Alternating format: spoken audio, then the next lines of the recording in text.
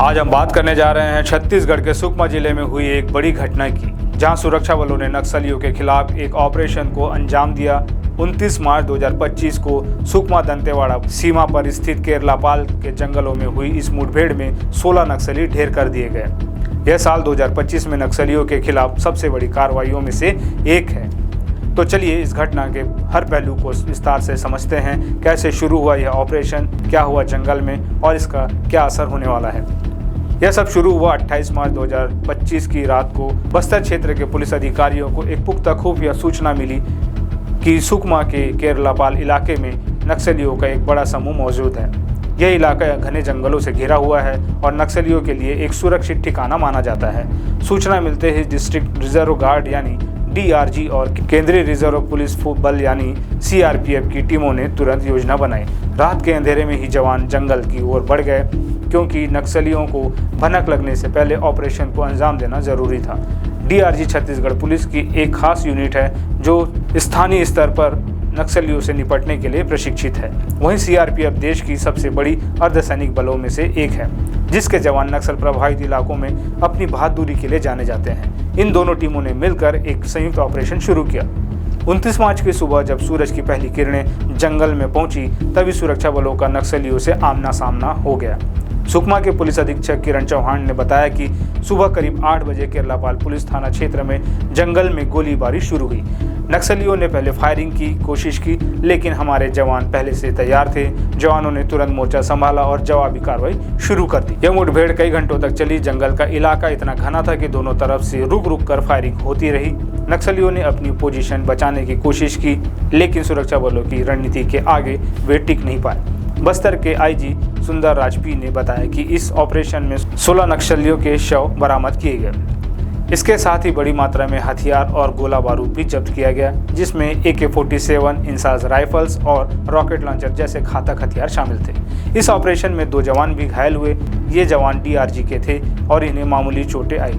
घायल जवानों को तुरंत इलाज के लिए हॉस्पिटल ले जाया गया और उनकी हालत स्थिर बताई जा रही है। लेकिन यहाँ एक बात गौर करने वाली है, इतने बड़े ऑपरेशन में जहाँ 16 नक्सली मारे गए, वहाँ हमारे जवानों को नुकसान बेहद कम रहा।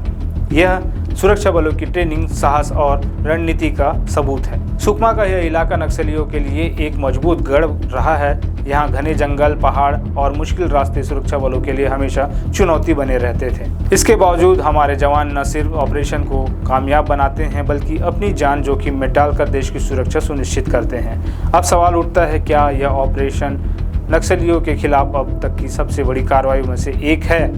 बस्तर IG के मुताबिक साल 2025 में अब तक 132 नक्सली मारे जा चुके हैं। इसमें से 81 की मौत इसी साल के पहले 3 महीनों में हुई हैं। अगर हम पिछले हफ्ते की बात करें तो 20 मार्च को बीजापुर दंतेवाड़ा सीमा पर 26 नक्सलियों को मार गिराया गया था और अब सुकमा में 16 नक्सलियों का खात्मा। ये आंकड़े बताते हैं कि सुरक्षा बल नक्सलवाद को जड़ से खत्म करने की दिशा में तेजी से बढ़ रहे हैं। मुठभेड़ के बाद जब सुरक्षा बलों ने इलाके की तलाशी ली तो उन्हें नक्सलियों के पास से भारी मात्रा में हथियार मिले। इसमें AK-47 जैसा खतरनाक हथियार भी शामिल था, जो दर्शाता है कि नक्सली किसी बड़े हमले की तैयारी में थे। इसके अलावा विस्फोटक सामग्री और रॉकेट लॉन्चर की बरामदगी से यह साफ हो गया कि वे सुरक्षा बलों और आम नागरिकों के लिए बड़ा खतरा बन सकते थे। खबर लिखे जाने तक ऑपरेशन खत्म नहीं हुआ है। जंगल में तलाशी अभियान जारी है और संभावना है कि कुछ और नक्सलियों के शव मिल सकते हैं। पुलिस और CRPF की टीमें पूरे इलाके को खंगाल रही है ताकि कोई भी सबूत या खतरा छूट न जाए। सुकमा की ये मुठभेड़ न सिर्फ ऑपरेशन की सफलता है, बल्कि नक्सलवाद के खिलाफ लड़ाई में एक बड़ा कदम भी है। छत्तीसगढ़ का बस्तर क्षेत्र लंबे समय से नक्सल प्रभावित रहा है। यहाँ के जंगल नक्सलियों के लिए छिपने की जगह रहे हैं, लेकिन अब सुरक्षा बल इन इलाकों में गहरी पैठ बना रहे हैं। हाल ही में सुकमा के ठेकुलगुडेम गांव में पहला मोबाइल टावर लगाया गया, जो CRPF के कैंप के अंदर है। इससे न सिर्फ जवानों को मदद मिल रही है, बल्कि गाँव वालों को भी कनेक्टिविटी मिल रही है। यह सब बताता है कि सरकार और सुरक्षा बल नक्सलवाद को खत्म करने के लिए दोहरी रणनीति अपना रहे हैं। एक तरफ सैन्य कार्रवाई, दूसरी तरफ विकास।